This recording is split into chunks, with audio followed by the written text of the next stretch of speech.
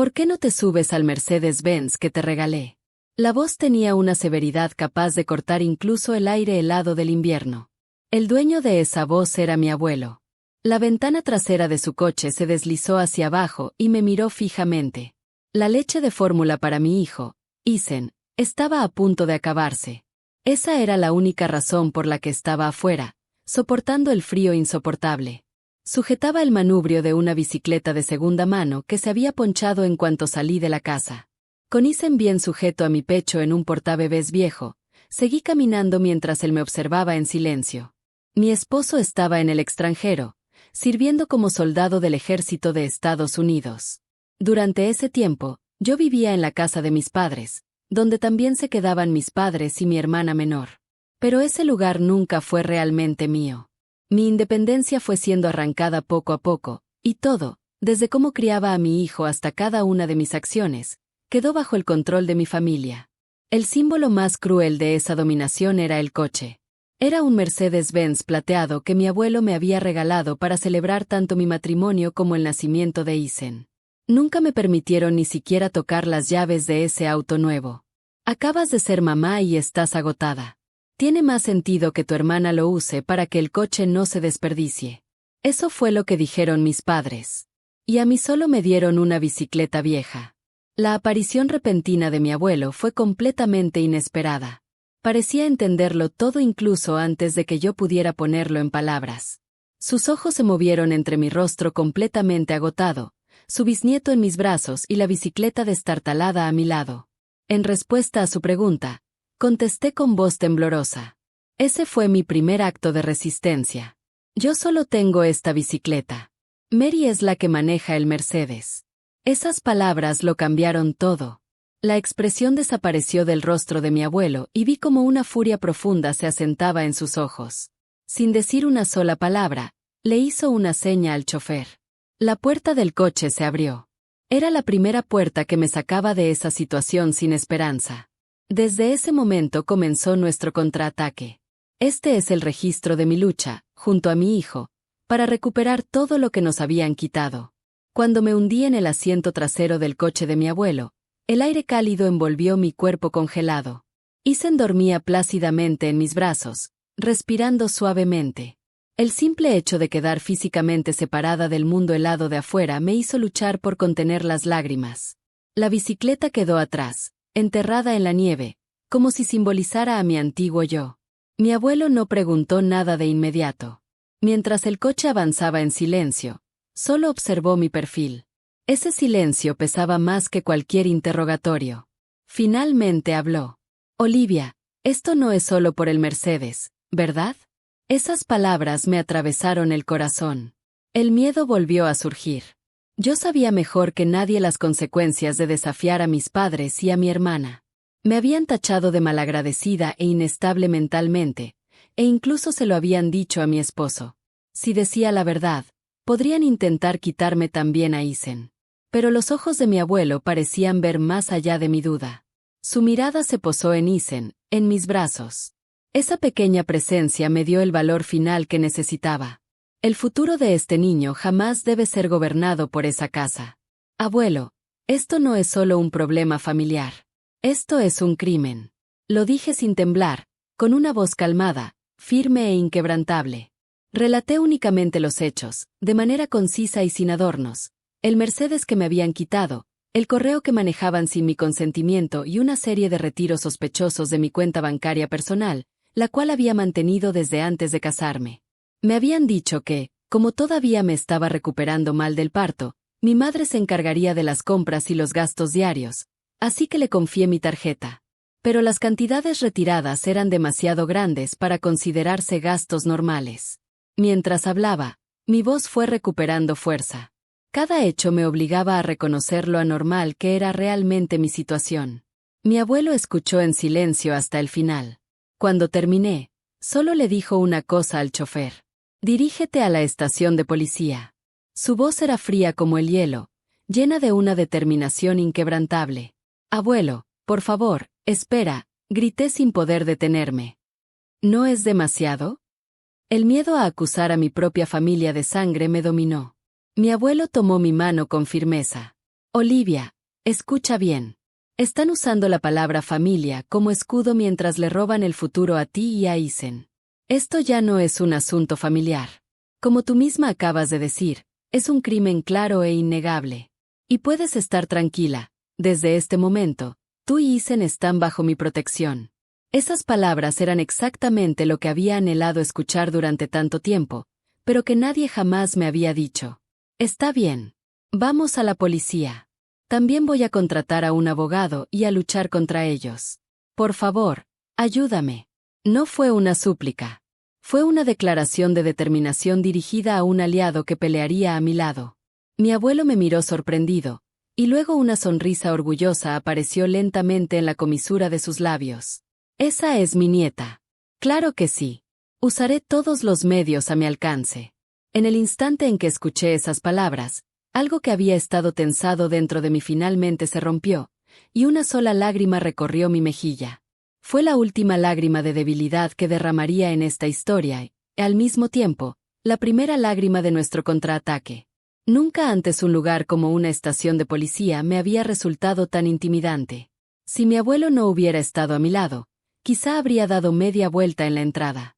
Cuando el coche se detuvo en el estacionamiento, mi abuelo me dijo: «Espera aquí un momento». E hizo una breve llamada desde su celular. Su perfil mostraba el rostro frío e implacable del negociador que había llegado a ser multimillonario en el mundo de los negocios. «Olivia, no hay nada que temer. La persona con la que acabo de hablar es tu abogado. Nos apoyará en todo desde el punto de vista legal». Esas palabras me dieron una sensación de seguridad, como si me hubieran entregado un escudo invisible. Entramos al edificio. Explicamos brevemente la situación en recepción y de inmediato nos llevaron a una sala privada. La oficial que tomó nuestro caso era una mujer policía experimentada. Sus ojos tenían un aire mecánico, como si estuviera tratando otro conflicto doméstico cualquiera. «Bien, ¿puede decirme qué pasó?». Con esas palabras, comencé a hablar.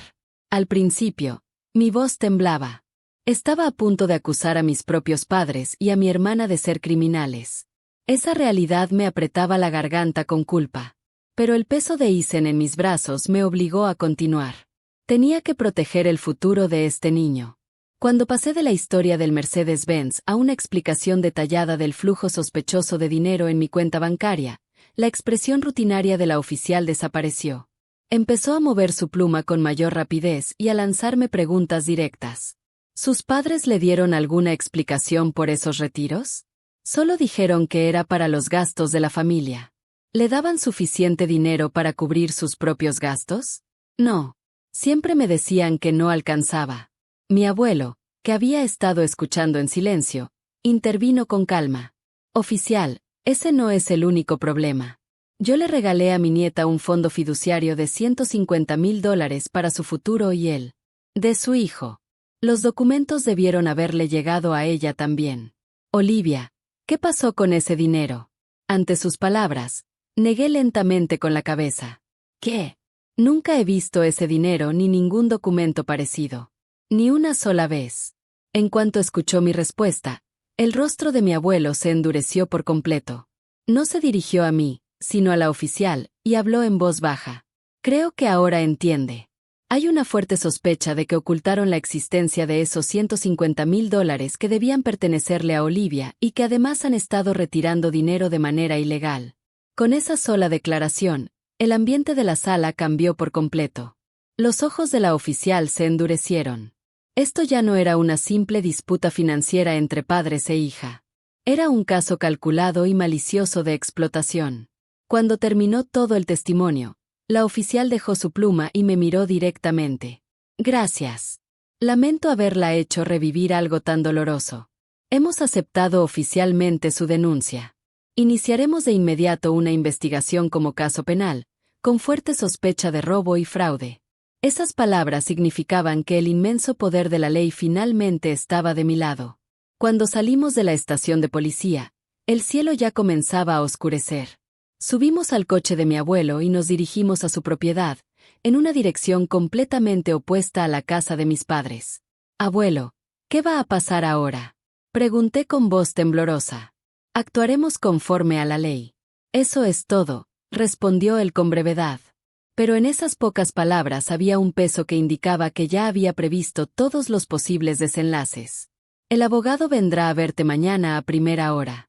Y habrá otra persona más, un contador forense especializado en delitos financieros. Rastreará a fondo el flujo del dinero. Descubriremos todo lo que se llevaron. Hasta el último centavo. Ya no había consuelo en su voz. Eran palabras de un comandante preparando la guerra que venía.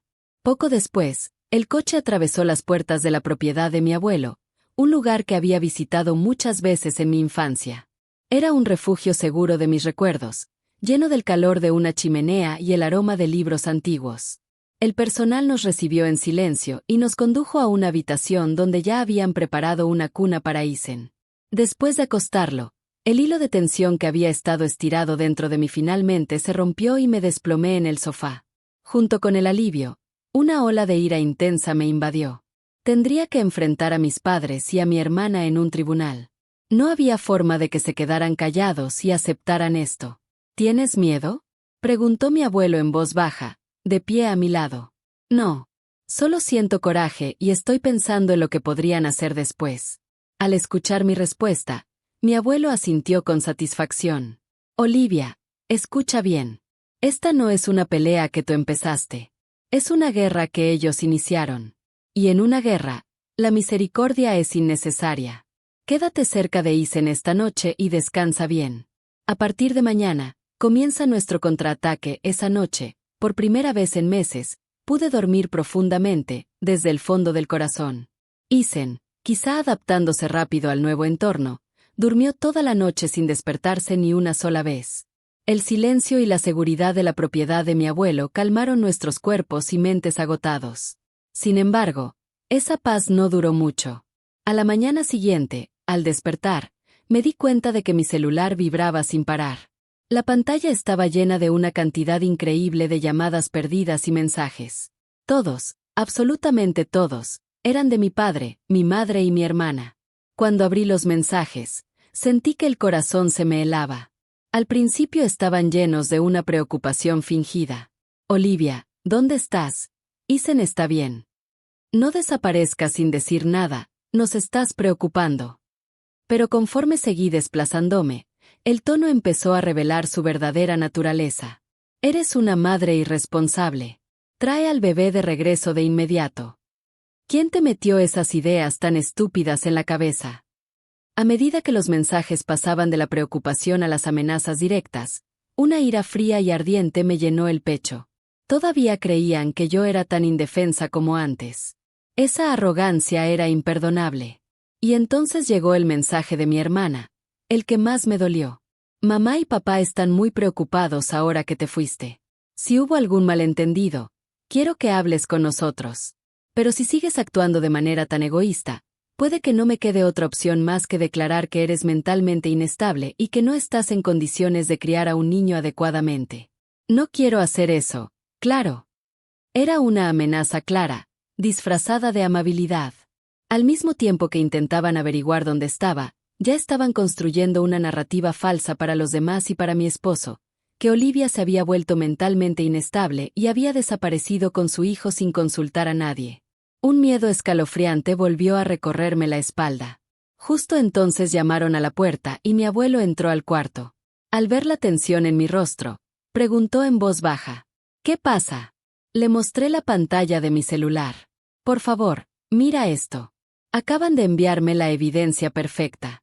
Después de leer los mensajes, mi abuelo esbozó una leve sonrisa por primera vez. Olivia, el miedo es su arma. Y parece que ya empezaste a entender cómo lo usan. Sus palabras me ayudaron a recuperar un poco de calma. En ese momento, los dos hombres que habían sido prometidos llegaron puntualmente a la propiedad. Uno era el abogado que mi abuelo había descrito como el mejor de Estados Unidos, el señor Thompson. El otro era un contador forense especializado en delitos financieros, el señor Caldwell. Eran el equipo profesional reunido para la batalla que estaba a punto de comenzar. El abogado Thompson era un hombre de mirada afilada, la viva imagen de una mente legal brillante. Primero leyó todos los mensajes que mis padres me habían enviado y luego asintió con calma. Este es un caso de libro de control coercitivo. Inculcan culpa en la víctima y la empujan al colapso psicológico. Es el tipo de conducta que los tribunales más detestan. Ni siquiera se dan cuenta de que están cavando su propia tumba. Después, el señor Caldwell se sentó frente a mí. Fiel a su profesión como experto en números, comenzó a hacer preguntas con un tono completamente neutral y profesional, despojado de toda emoción. Señorita Olivia, respecto a la cuenta bancaria que administraban sus padres, ¿recuerda haber firmado alguna vez un poder legal o algún documento que les otorgara acceso? No, nunca. ¿Y el fondo fiduciario de $150,000 que su abuelo le regaló? ¿La misma situación? Sí. Ni siquiera me dijeron que existía. Al escuchar mis respuestas, el señor Caldwell comenzó a teclear en su laptop. Ya obtuvimos órdenes judiciales que obligan a todas las instituciones financieras relevantes a entregar información completa. Rastrearemos cada movimiento de dinero hasta el último centavo, quién lo retiró, cuándo, dónde, con qué propósito y cuál fue el destino final de esos fondos. Todo. Su competencia profesional me dio una enorme sensación de seguridad. Esto ya no era una historia emocional de venganza personal llevada a cabo solo por mí. Era la recuperación legítima de mis derechos, sustentada en hechos irrefutables, leyes y números. Esa misma tarde llegó el primer informe urgente del señor Caldwell. Olivia, por favor escuche con atención y trate de no asustarse. Tanto de su cuenta bancaria personal como del fondo fiduciario del que nunca fue informada, se retiraron ilegalmente casi $80,000 en total. Confirmamos gastos en remodelaciones de la casa de sus padres, compras de marcas de lujo para su hermana e incluso el pago de un crucero en un transatlántico de lujo. Se me cortó la respiración. Mi madre había dicho que era solo para comprar cosas para Isen y comida diaria. La mentira, y la magnitud de la avaricia escondida detrás de ella, encendieron algo dentro de mí con una furia insoportable. La cifra de $80,000 era tan pesada que casi perdía sentido. No era solo una pérdida económica. Era una traición absoluta de mi familia y una profanación del futuro de mi hijo y del mío. Mi cuerpo temblaba de rabia, y ni siquiera podía llorar. El abogado Thompson escuchó el informe con calma, pero en sus ojos ardía una clara chispa de enojo. Olivia, llamarle a esto solo robo o fraude sería quedarse corto. Esto constituye abuso de confianza, fraude financiero y múltiples delitos graves. Son actos criminales extremadamente maliciosos. Además de exigir daños civiles, también consideraremos presentar una denuncia penal ante la Fiscalía. Cargos criminales. Esas palabras me dejaron sin aliento. Significaba que existía la posibilidad real de enviar a mis propios padres y a mi hermana a prisión. Por un instante dudé, pero al pensar en lo que habían hecho, supe que era la consecuencia que merecían. Esa noche, la situación escaló aún más. El intercomunicador de la propiedad de mi abuelo sonó. En el monitor aparecieron los rostros de mis padres y mi hermana. De alguna manera, habían logrado rastrear este lugar. Olivia, sabemos que estás ahí. Sal de inmediato, gritó mi padre furioso por el intercomunicador. Mi madre fingía derrumbarse en llanto, mientras mi hermana bajaba la cabeza como una heroína trágica. Lo que sentí al ver esa farsa no fue miedo, sino desprecio. Mi abuelo le indicó a un empleado que llamara a la policía casi al mismo tiempo que yo sacaba mi celular y comenzaba a grabar. Abuelo, por favor mire, dije con calma, sin dejar de grabar. Tal como predijo el abogado Thompson, vinieron aquí y crearon con sus propias manos evidencia irrefutable de acoso y hostigamiento. Al ver mis acciones, mi abuelo puso una mano sobre mi hombro con expresión orgullosa y habló en voz baja. Sí, exactamente. Olivia, ahora estarás bien. No pasó mucho tiempo antes de que llegara la policía, emitiera una advertencia estricta a mis padres y a mi hermana y les ordenara no volver a acercarse jamás a esta propiedad. Después de que fueron retirados por la policía, envié de inmediato el video grabado al abogado Thompson. Abuelo, ¿cómo supieron que estaba aquí? Mi abuelo miró las llamas de la chimenea y respondió con calma. Lo más probable es que no lo supieran. Entraron en pánico y concluyeron que este era el único lugar al que podrías haber ido. Luego añadió, si hay alguien que puede darte el poder para escapar de su control, soy yo. Eso es lo que temían. Y al mismo tiempo, no tuvieron más opción que apostar por ello. Lo que hicieron hoy no fue una estrategia calculada, sino el aullido de lobos cuya presa se les escapó. Sin embargo, el abogado Thompson analizó el incidente desde otro ángulo. Mientras revisaba el reporte policial, dijo con expresión severa: es cierto que sus acciones fueron impulsivas, pero también demuestra que están tan acorralados y son tan peligrosos que ignoran por completo las advertencias legales. Existe una posibilidad real de que actúen de forma aún más impredecible a partir de ahora. Luego se volvió hacia mí. Olivia, debes informar a tu esposo sobre esta situación. Si intentan contactar a alguien después, probablemente será a él, estando en el extranjero. Pueden decirle: tu esposa se volvió mentalmente inestable y secuestró al niño. Hay una probabilidad extremadamente alta de que lo hagan. Esa observación me dejó sin aire. Entonces le conté a mi esposo, Ryan, fragmentos de lo que estaba ocurriendo. Mis padres sin duda intentarían aprovecharse de la bondad de Ryan y de su amor por mí para ponerlo de su lado. Si eso ocurría, todo se volvería aún más complicado. Lo llamaré por videollamada esta noche, dije con determinación. Le diré toda la verdad con mis propias palabras.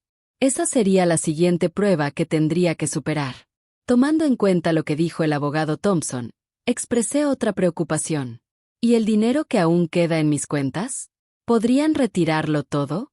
En ese momento, el abogado Thompson relajó ligeramente su expresión por primera vez. No hay de qué preocuparse, Olivia. Justo después de presentar la denuncia ayer, solicitamos al tribunal una orden de preservación urgente de activos, y ya fue aprobada. Todas sus cuentas están legalmente congeladas y completamente protegidas. Nadie, excepto usted, puede acceder a ellas. El señor Calvel añadió. Ya no pueden mover ni un solo centavo de sus cuentas. Una de las razones por las que vinieron físicamente hasta aquí es porque ya les quitamos el dinero, su herramienta de control más poderosa. Ese hecho me llenó de un alivio profundo, desde lo más hondo del corazón. Mi contraataque ya no estaba impulsado solo por emociones. Profesionales legales y financieros estaban cortando, de forma silenciosa y efectiva, las líneas de suministro del enemigo sin que yo siquiera me diera cuenta. Esa noche, endurecí mi determinación y llamé por videollamada a Ryan, quien estaba destinado en una base militar en el extranjero. Conforme le contaba la historia, su expresión pasó del shock a la confusión y luego a una ira silenciosa y contenida. Espera, Olivia, dudó un instante. Tu madre me dijo que solo estabas un poco inestable por el cansancio del posparto. Ryan, escucha, lo interrumpí. Ellos usaron $50,000 de mi cuenta para pagar sus préstamos y tarjetas de crédito. Esto no es una ilusión causada por el agotamiento.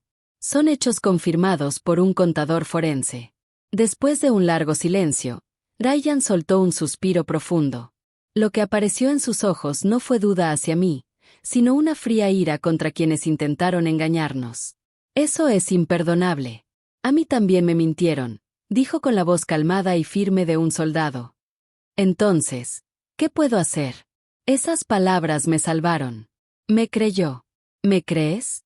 Claro que sí, Olivia. Eres mi esposa, y lo que hicieron es completamente inaceptable. Su voz seguía siendo fuerte y serena. Actuaré de inmediato. Consultaré con la oficina legal militar y solicitaré todo el apoyo posible. Y por favor, dale mis saludos a tu abuelo.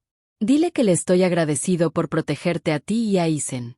Cuando terminó la llamada, me quedé mirando la oscuridad más allá de la ventana. Ya no tenía miedo de nada. Con Ryan firmemente de nuestro lado, nuestro contraataque se aceleró aún más.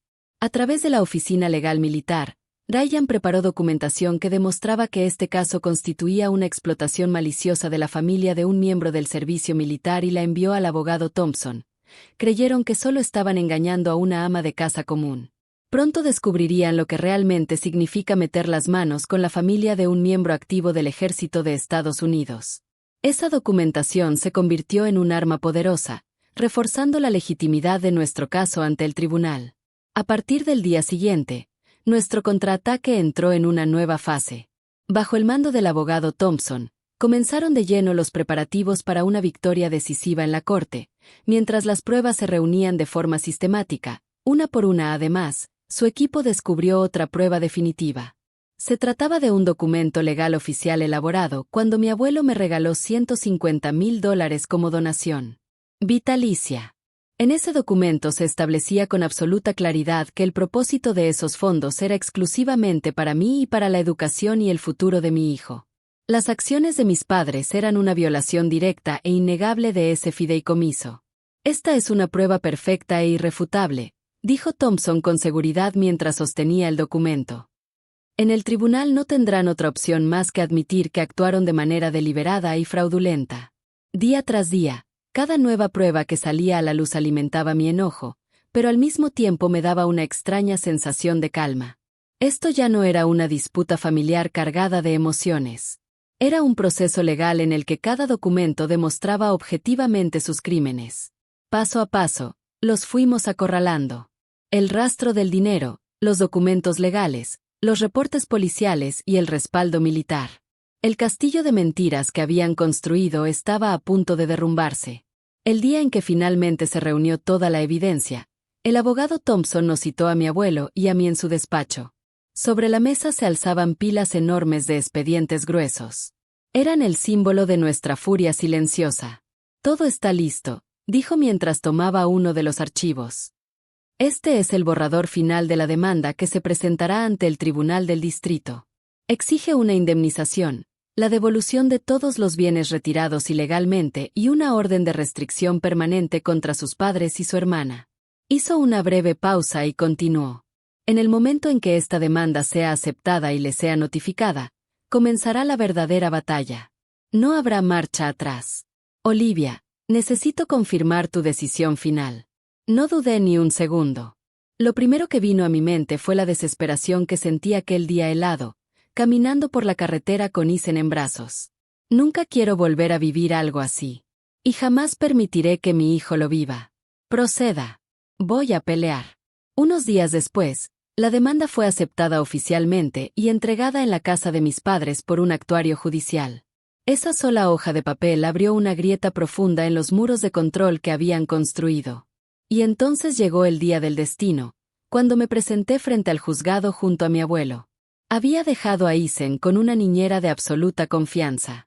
Detrás de esas puertas pesadas estaba el lugar donde rompería definitivamente con mi pasado. Respiré hondo y entramos. Dentro de la sala vi los rostros de mis padres y de mi hermana por primera vez en mucho tiempo. Estaban acompañados por su abogado, pero la arrogancia que antes llevaban con orgullo había desaparecido. En su lugar había cansancio y una ansiedad imposible de ocultar. Cuando nuestras miradas se cruzaron, apartaron la vista con torpeza. En ese momento lo supe con certeza. El equilibrio de poder ya se había invertido. El juez entró y la sala quedó envuelta en silencio. Mi corazón latía con fuerza, pero extrañamente no sentía miedo. El perfil sereno y firme de mi abuelo, sentado a mi lado, me dio valor. El abogado Thompson se puso de pie y comenzó su alegato con calma. El acto final de nuestro contraataque había comenzado. La presentación de pruebas de Thompson fue impecable. Los mensajes de voz grabados de mi madre, donde su tono cambiaba abruptamente, y los informes detallados que rastreaban el flujo del dinero, fueron desmontando sus mentiras una a una. La defensa afirma que estos gastos eran para los gastos de vida familiar. Thompson señaló la pantalla con un puntero láser. Sin embargo, aquí tenemos la compra de una bolsa de marca de lujo adquirida por la hermana menor, $5,000. Y aquí, un crucero de lujo disfrutado por los padres, $10,000. ¿De verdad consideran que estos son gastos de subsistencia que debían cubrirse en lugar de apoyar a una hija que cuidaba a un recién nacido? Un murmullo recorrió la sala. Mi hermana se cubrió el rostro y los labios de mi padre temblaron de humillación. El abogado defensor intentó un último ataque. ¿No se encontraba la demandante en un estado mental inestable debido a la depresión posparto? ¿No es posible que haya tenido delirios que la llevaron a ver negativamente a sus padres? Ante esa pregunta ofensiva, la sala se agitó. Tomé el micrófono y respondí con claridad. No, es cierto que yo estaba inestable. Pero no fue por depresión posparto. Fue consecuencia del control psicológico y financiero constante impuesto por sus clientes. Cuando a una persona se le arrebata la dignidad día tras día, cualquiera termina quebrándose. Desde el estrado, Fijé la mirada directamente en los tres sentados en la mesa de los acusados. Creí que eran mi familia, pero traicionaron esa confianza. Señalé el reporte del flujo de dinero en la pantalla. Aquí está el pago de una bolsa de lujo de $5,000 comprada por Mary. Ese mismo día le dije a mi madre que no tenía dinero suficiente para la leche de fórmula de Isen. Me regañaron y me dijeron que era porque yo gastaba demasiado. El día que ustedes se fueron a un crucero de $10,000, yo caminaba por una carretera congelada empujando una bicicleta con la llanta ponchada. Continué. Lo que me quitaron no fue solo dinero.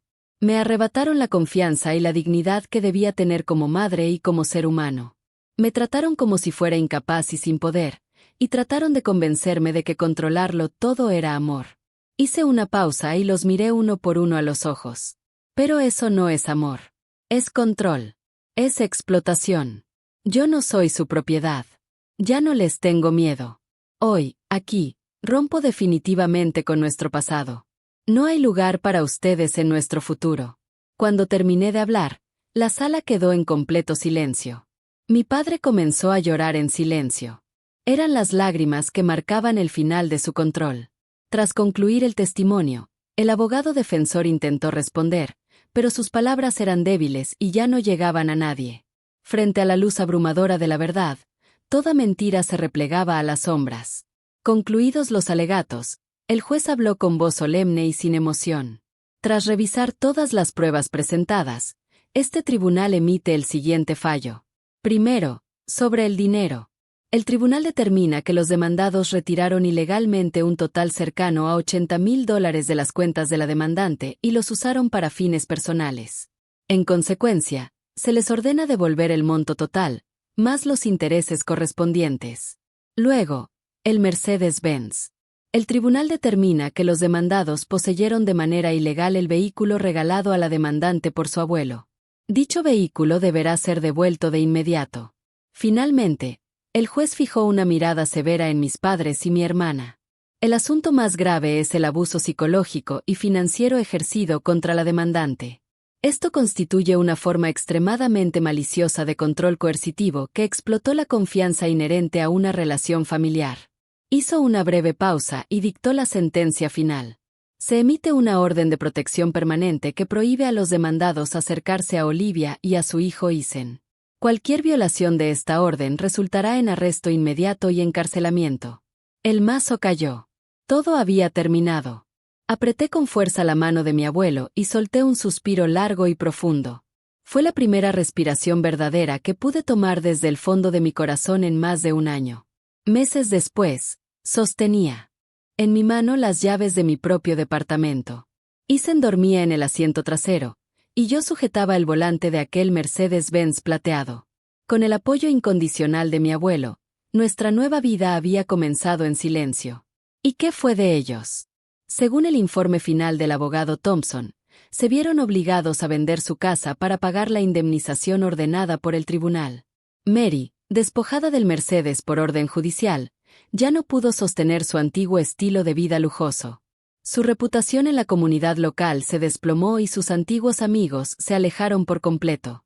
Las tres personas que alguna vez me controlaron, después de perderlo todo, quedaron sin siquiera espacio para respirar emocionalmente, viviendo ahora en un pequeño departamento rentado y culpándose unos a otros por su caída. El reino de mentiras que construyeron era tan frágil que colapsó bajo su propio peso. Yo ya no pienso en ellos. Frente a mí están la sonrisa de mi hijo, que debo proteger, y el calor del apoyo inquebrantable de mi abuelo. Nunca más su sombra se proyectará sobre nuestro futuro. La lucha ha terminado.